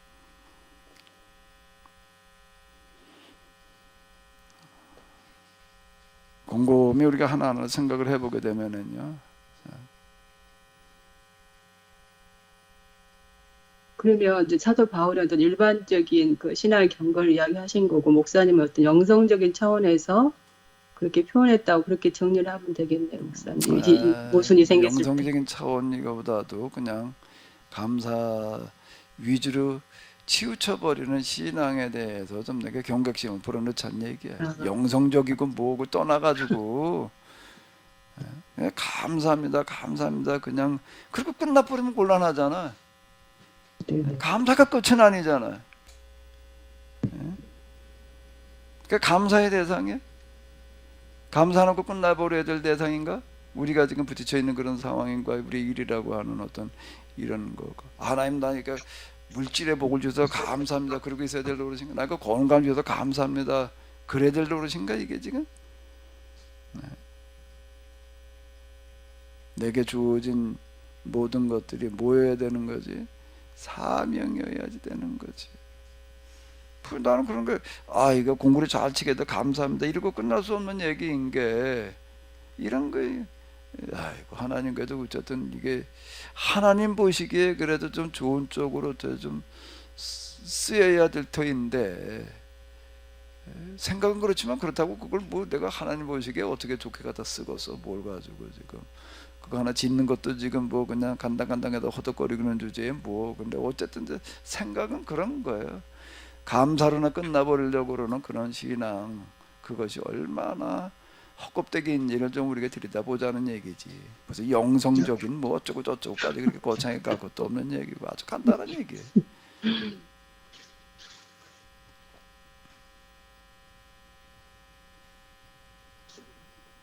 코로나 40만 명이나 걸리고 있는 와중에 걸리지 않았다고 감사합니다 그래야 될 노릇인가 지금? 그래? 이정선 권사님 뭐라고 그래야 돼 그러면? 권사님 걸렸어요 안 걸렸어요? 아직 안 걸렸는가 보네. 여기 나와 앉아있는 거 보니까. 그래서 어떻게 받아들여서 그래요? 오늘도 안 걸리게 한 거는 안 걸린 거는 또 오늘 하루에 사명 감당하라고. 그 무슨 사명을 감당하셨어요? 네. 회개하고. 근데 목사님 목사님 이렇게 자꾸 말씀을 들으면서 있잖아요. 기도가 말이 자꾸 끊어져요. 그러니까 자 불쌍히 여겨달라 그러려 하니까 내 주제가 뭐 또 불쌍히 여길 것까지도 없다고 생각되고, 또 감사를 좀 하려 하니까 네가 또 뭔데 감사할 그것도 또 아닌 것 같고, 그러니까 참 기도가요 난처해요. 진짜 좀 그래요 목사님. 그 기도를 그런 거나 가지고 하려고 그런 거지 단열처럼 하면 돼. 할 게 그러니까. 많잖아. 근데 막 그거 그렇게 또 거창하게는 또 나라와 민족을 위해서 지금 포로살이하는 백성들을 위해서 그게 기도지. 그 기도가 할 게 없다니 그래. 아니 그래 기도를 하는 게 그러니까 그런 뭐 지금의 시국에 대해서 기도는 하지만 회개 기도도 하지만 근데 또 그러다 보면 또 하나님 좀 불쌍히 여겨달라고 또 기도도 하는데 뭐 또 내 주제가 뭐 불쌍히까지나 갈 거나 뭐 있나 싶고 한 게 뭐 있는데 이런 생각들이 있잖아요. 이렇게 늘 저 맴도니까 참 이렇게 하면 돼요. 예수님께서 뭐라고 말씀하셨는가 하면 먼저 하나님 나라와 그 의를 구하라. 그리하면 이 모든 것을 다 이루시리라. 하나님 나라와 그 의가 뭐지요? 하나님 나라가 이 땅에 임하기를 기도해라. 그 안에 다 들어있다는 거야. 아멘. 그 안에 다 들어있다는 거야. 뭘 먹을까, 뭘 입을까, 뭘 마실까 그거 가지고 가서 중언부언하지 말라는 거야. 우리는 맨 그거나 가지고 중언부언한다고. 그거 가지고서 그냥 뭘 열어달라는 둥 뭐가 다쳤나? 그냥 문이 닫히면 솔직히 열고 들어가면 되지 뭘 열어달라고 자꾸 그래. 뭘 열어달라는 둥 뭐 어떻게 달라는 둥 맨 이러구나 있는 거야. 정말 이 땅에 하나님 나라가 임하기를 간절한 마음으로 구하는 그 속에 뭘 입을까 뭘 먹을까 뭘 마실까가 들어있는 거지. 하늘에 계신 너희 아버지께서는 너희에게 뭐가 있어질지 먼저 아시느니라. 그건 얘기할 것도 없다. 그거는 다 이방인들, 고대에게는 이방인들은 뭘 말하는 기복신앙에 빠져있는 자들이 구하는 그걸 기도라고 앉아서 그걸 뭐 응답받겠다고 그러고 앉아있는 거지. 중언부언하지 말라는 거가 내가 뭘 중언부언하지 말라는지 내가 이해를 못했어. 이 말 저 말 하지 말라는 얘기, 중언부언 이 말 저 말 중언부언 한다니까 이 말했다 저 말했다 그냥 뭐 그러는 걸 말하는 거 아니야. 그 중언부언하지 말라는 걸 뭐라고 이해를 해야지 되나. 정말 하나님이 의식되게 되면 하나님께 조금 많이는 말고 조금 쬐끔 가까이 가면 갈수록 뭐가 와닿을 것 같아요? 하나님의 고민이 와닿는 거야. 하나님의 마음이 와닿는 거야. 그게 뭔가 하게 되면은 이 세상이 이 모양 이 꼴이 되는 거에 대해서 탄식하시는 하나님의 한숨 소리가 들려오는 거야. 하나님의 한숨 소리는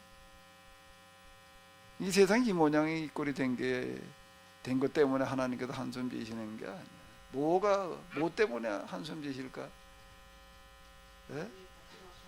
이종선 때문에 한숨 지셔.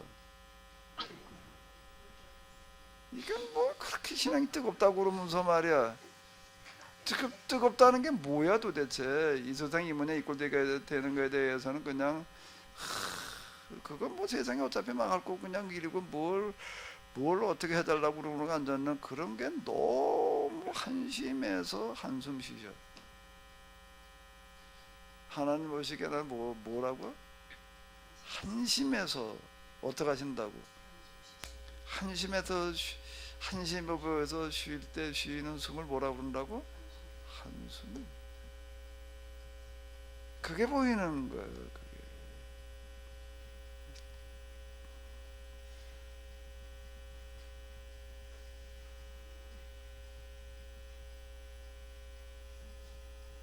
세상 때문이 아니에요. 세상 돈이 그냥 잘못 쓰여가지고서 그냥 온 세상 망쳐놓고 있는 것에 대해서는 뭐라지도 않으면서 맨날 와서 뭐 돈이나 좀 달라고 그러고 있으니 이게 도대체가 그걸 돈을 줘야 돼 말아야 돼.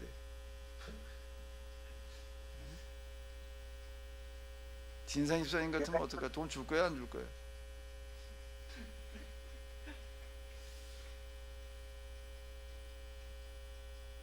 무얼 먹을까, 무얼 마실까, 무얼 입을까 때문에 돈이나 구하고 청구서나 내밀고 앉았으니 참 답답한 노를 생각하는. 야, 인마 네가 나한테 와서 구해야 될 게 겨우 그거냐 그래? 넌 무얼 먹을까, 무얼 입을까, 무얼 어떻게 할까 그거나 해결해 달라고 그래야 될지 아니야? 네가 그래 나를 아버지라고 부르는 놈이 말이야. 이 세상 돈 자체가 잘못 쓰여가지고서 지금 그냥 세상이 다 이 모양이 되고 있는데 좀 그걸 가지고 좀 네가 막 고민하고 좀 그래야 될 일이지 말이야.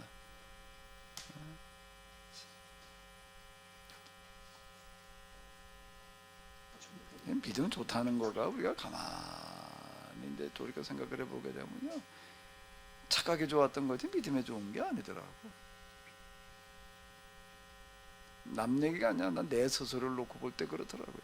도대체가 이게 믿음이 좋았던 게 아니라 스스로 자기 착각에 빠져 있었던 거로구나 말이야.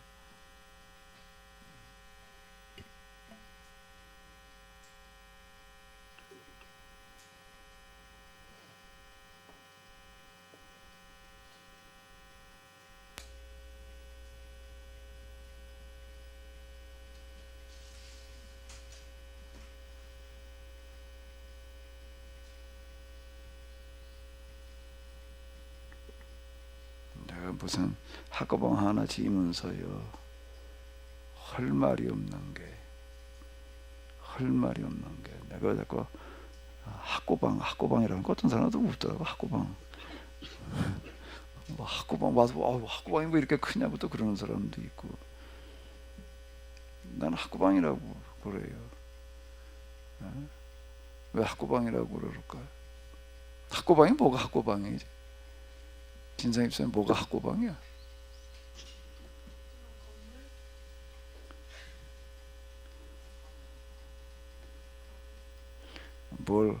뭘 학고방이라고 그러는가 하게 되면은요, 옛날 달동네도 집을 때 어떻게 지었나 하게 되면은요, 목재소에서 쓰다가 그냥 내버려서 뗄감으로나 쓸 수 있는 막대기 주워다가 그거 대충 이렇게 그냥 기둥으로 세우는 게 별거 아니야. 구멍 뚫어가지고 그냥 꽂아놓으면 그게 기둥이야. 그리고 벽은 뭘로 만드는 줄 알아요? 저 수입 보호소에 뭐 이런 데 가게 되면은 물건 수입 볼 때 담아가지고 큰 종이 박스 있어. 그 종이 박스, 그 엿장사나 주워갈 종이 박스 좀 큰 거 주워다가 그 대충 화목으로다가 세워놓은 나무떼기에다 갖다 이렇게 때려 박아. 벽도 그렇고 지붕도 그렇고. 그래서 지붕과 벽을 뭘로 씌워놓는 줄 알아요? 옛날에 그 저기 기와집 기와 깔을 때 지붕에 기와 밑에 그 물 새지 말라고 저 만들어놓은 기름종이라는 거 있어요. 그 탐하고 발라놓은 거, 시꺼먼 거. 그놈 사다가 지붕 벽 대충 이렇게 막아놓은 거. 그걸 뭐라고 불렀냐면 학고방이라고 부르더라고. 학고방. 그 방이 어떨까? 여름에는 어떨까? 뭐 요만한 그게 저 뭐가 다인가 하면 그 저 종이 박스 그게 다예요. 벽도 그렇게 집어넣고 거기다가 시꺼먼 놈을 갖다가 씌워놨으니 여름에는 어떨까? 뭐 더워도 어마어마하게 더워. 창문이라고 그래봐야 뭐 요만한 거 뭐 하나 뭐 그러고요. 벚꽃에도 방 들어가는 거 그러니까 학고방 이렇게 이제 부르더라고요. 난 무슨 집을 하나 지면서 아유 난 학고방 수준도 아니다. 왜 내가 스스로 그렇게 생각을 할까? 지나가다가 어디 이렇게 보게 되면은 하나님하고는 상관없이 사는 사람들이 지어놓은 큰 빌딩들, 큰 건물들을 보니까 내 그런 걸 볼 때마다 뭔 생각을 내가 자주 한다고 하게 되면 참 세상에서는 하나님과 상관없이 사는 사람들도 어쨌든 그래도 뭘 규모 면에서 저러고 있는데, 그리고 거기서 많은 영향력들을 행사를 하잖아. 고물만 그렇게 크게 줘놓은 게 아니야. 그런 고물이 크게 줘줬다는 거 그만한 영향력도 있다는 얘기라고요. 어떤 방식으로든지 간에. 고마만 빌딩 좀 많잖아. 그 값으로 따지면 뭐 보통 서울 시내는 수천억짜리도 수두룩 하는 거예요.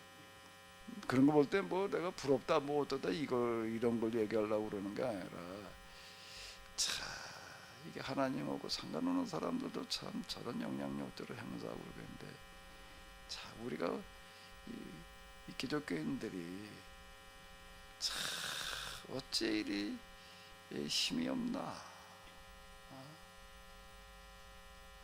기독교인 떠나가던 내 꼬라지는 도대체 이게 뭐냐. 내가 그 생각을 내가 이게 어디가 왜 집 짓는다 말도 못고, 그게 무슨 뭐 집이라고 얘기할 수준이나 돼?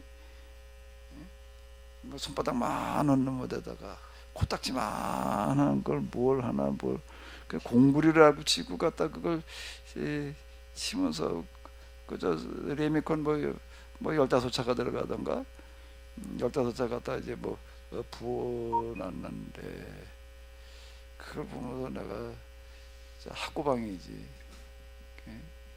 코딱지만한 학고방 하나를 만들면서 뭐 감사합니다. 이게 참 내가 아유 이게 하나님 앞에서 그냥 감사합니다라는 내가 그러구나 있어야 될 일인가 말이야. 이게 얼마나 창피하고 얼마나 못나서 그래 내가 이 모양인가 말이야. 통탄할 노릇이지. 통탄할 노릇이. 그래서 내가 범사에 감사하라는 구절이 나한테는 다시 다가오는 거야.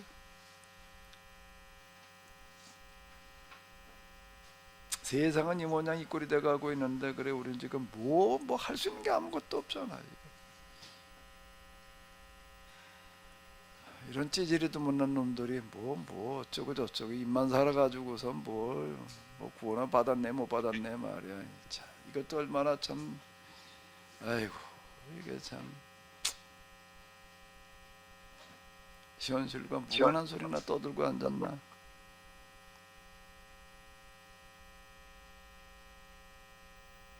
참 통탄할 노릇이지.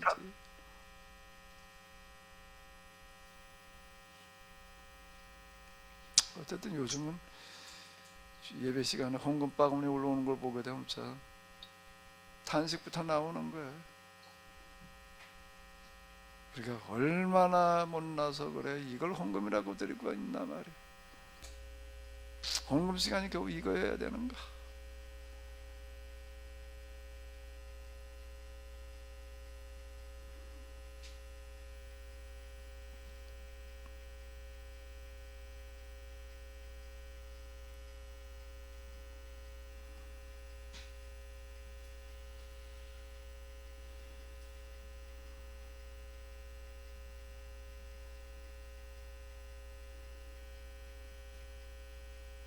적어도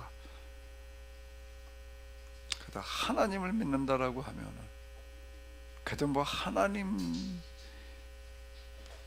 왜 무슨 종이라고 떠드는 사람들도 종이라는 말 가지고서는 양이 않자는지 하나님의 사자라고들 그러더라고. 난 무슨 사자인지 뭐 모르겠어. 뭐 잡아먹는 사자인지 원. 감히 그렇게 떠드는 사람들이 참 많던데, 하나님께서는 다니엘을 향해서 네 백성 네 도성이라고 말씀을 하시는데, 자 이건 정말 우리 네 세상은 내 세상, 네 세상, 네 나라, 네 돈. 자 하나님께서는 좀 이렇게 되기를 원하시는데,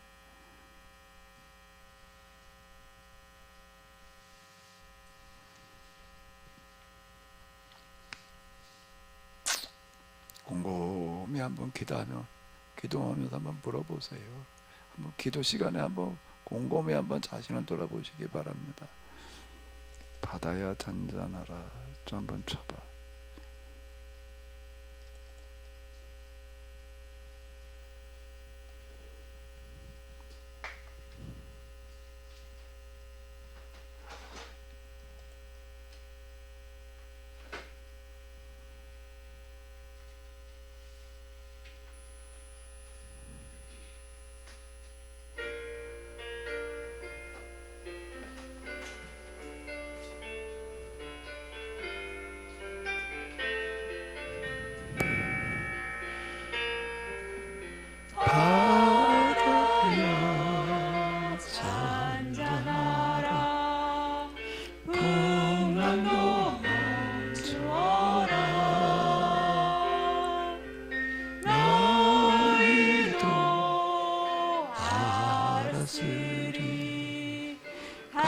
간절한 나의 마음 이 땅에 전부시련 자나게 나우리 이 땅에 전부시련 너와 나의 가야 길 광야야 길을 내라 대산아 비켜서라 너희도 들었으리 민초들의 탄식한수 이 땅에 전부시련 자나게 나우리 손 이 땅에 전부시련 너와 나의 가야 할 길 태양아 멈춰라 달아 너도 계속 거라 너희도 보았으리 역사 속에 비치나 이 땅에 전부시련 자나게 나우리 손 이 땅에 전부시련 너와 나의 존재요. 통성으로 우리 기도하겠습니다. 나는 과연 바다를 향해서 내가 잔잔하라고 외칠 수 있는가? 광야를 향해서 길을 내라고 태산을 향해서 바다로 옮겨가라고 내가 외칠 수 있겠는가? 태양을 향해서 나는 멈춰서라고 말할 수 있겠는가? 이런 구절들이 뭘 말하는 것이었을까? 뭘 말하는 것일까? 성경에 있는 이런 말씀들 내 가슴속을 파고들게 하여 주시옵소서. 내 가슴속을 파고들게 하여 주시옵소서. 나를 휘집어 뒤집어 놓을 수 있게 하여 주시옵소서. 오 하나님이시여, 오 하나님이시여, 오 하나님이시여, 나를 불쌍히 여겨 주시옵소서. 불쌍히 여겨 주시옵소서. 긍휼과 자비를 베풀어 주시옵소서. 오 주여, 우리를 용서하여 주시옵소서. 하나님, 이렇게 신앙생활하고 있는 우리를 용서하여 주시옵소서. 이런 기도나 늘어놓고 있는 우리를 용서하여 주시옵소서. 이런 예배, 이런 모습밖에 되어져 있지 못함을 용서하여 주시옵소서. 하나님께서 우리에게 기대하시는 모습은 하나님을 대신해서 이 세상을 쥐락펴락하는, 이 세상을 바른 방향으로 이끌어가는 가장 큰 권세를 지닌 영향력을 가진 자이실 텐데, 하나님을 대신해서 세상 돈들을 똑바로 쓰이도록 결제하는 자여야 될 터인데,